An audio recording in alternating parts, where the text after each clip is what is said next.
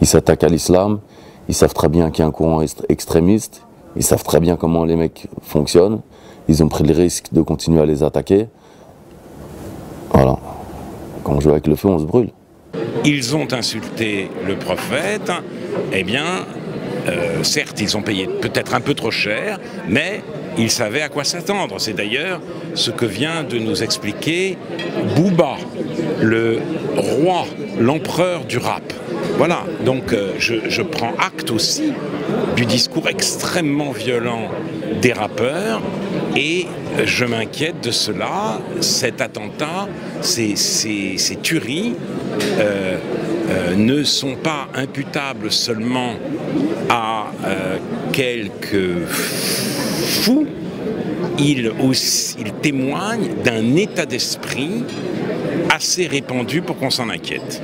C'est la France qui s'est sentie touchée et c'est la nation qui est descendue dans la rue.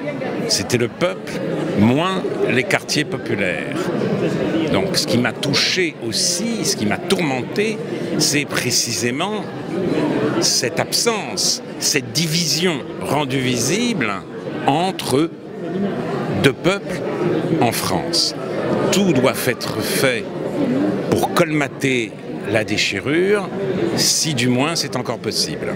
Vous parlez d'une déchirure entre les quartiers populaires et quoi exactement ça? Les quartiers populaires n'étaient... Le reste du peuple français, le reste du peuple français, les quartiers populaires, qu'on appelle populaires, alors que simplement c'est les quartiers que les autochtones, que les Français dits de souche ont fui, eh bien, les habitants de ce quartier ne sont pas venus manifester et on a vu au contraire de très nombreuses expressions dans les collèges et sur Internet de « je ne suis pas Charlie ».